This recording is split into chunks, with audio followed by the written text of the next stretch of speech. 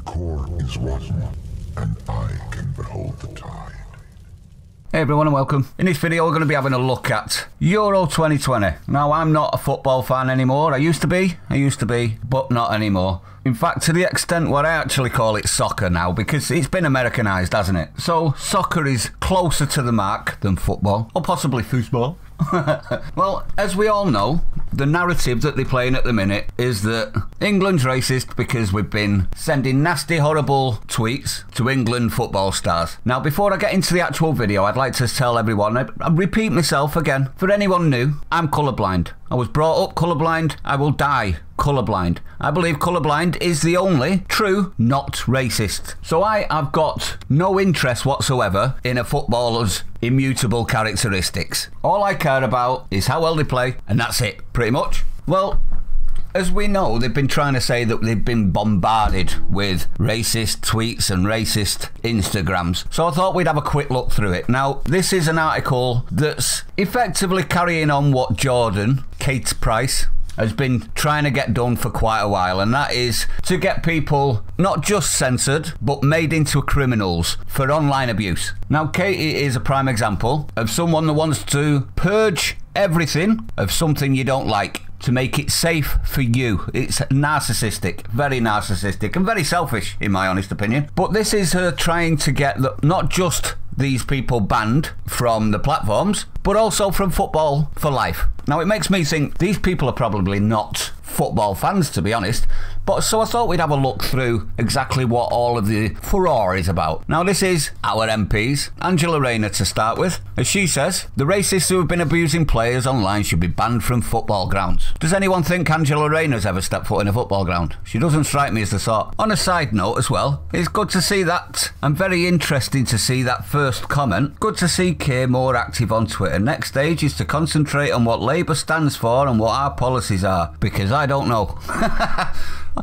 Just thought I'd throw that in. Then we've got LBC. This is Nick Ferrari this time, as he's announced that the PM himself has summoned tech companies to do more to tackle online racism, as Instagram failed to take down offensive comments directed at England players. So I thought we'd have a look at some of the actual comments. Now, not from me, I've not gone trawling. I thought we'd take the words of left-wing media to prove the case. Now, this is a follow-on from We Got a Problems video in regards to it being mostly not even English people sending these messages. Roughly 96%. Go and check out his video, there'll be a link in the description. So I thought we'd start with The Guardian. Now, The Guardian, with Hope Not Hate, trolled through thousands of tweets during the England tournament, and they found 44.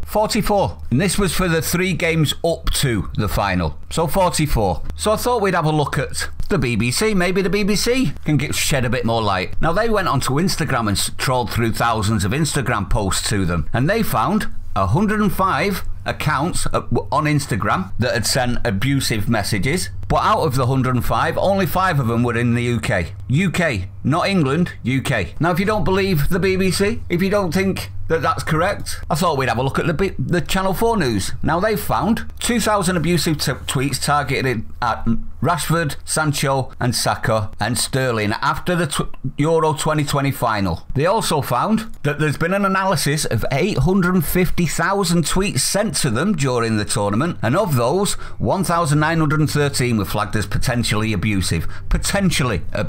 Out of that 1,913, 167 were described as containing high-risk abuse. So that's probably the racist stuff. So out of the 31 million people that watched the match, and out of the 31 million people that have probably got Twitter, no one, hardly, 167 are the actual number of abusive tweets.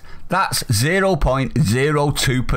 0.02%. Now obviously, this is being used to form a narrative that the UK is institutionally racist, and there's nothing we can do about it. This is Sky News, obviously. According to research by the Runnymede Trust, remember that name, racism is still systemic in England, and legislation, institutional practices and customs are harming ethnic minority groups. No evidence of that. Can't prove it, But we'll move on. This is the Daily Mail. England is systemically racist and Tory legislation threatens the rights of minorities, says report to the UN compiled by think tank whose director once labelled Boris Johnson a brat. Yes, exactly.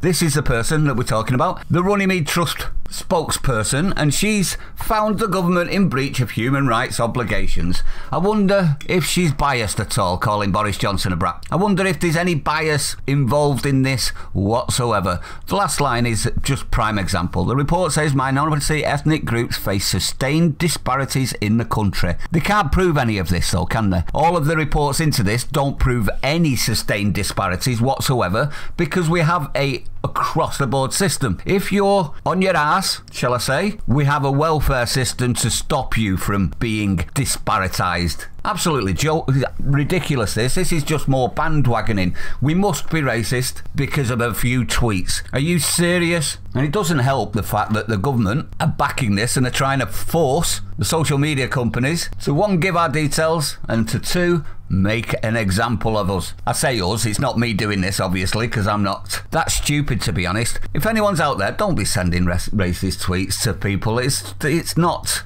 good. It's not good. Please don't do it. But I'd like to know your opinion on this one. What do you think? Do you think this is just more bandwagoning? The media are going to jump all over this for months and months and months. They're going to keep this going and going and going, in my honest opinion. They need to. They need us clicking on the websites over and over and over again. Rage sells, doesn't it, everyone? Division. Divide and conquer by the media, in my honest opinion, and by Runnymede Trust and anyone else that's jumping on the bandwagon of this, even though the media themselves are saying it's all rubbish and it's coming from elsewhere. So how can England be racist if the tweets are from elsewhere? A very small minority of idiots does not make everybody an idiot. I'm sorry, but it doesn't, does it, everyone? Stay sane. I'll see you on the next one.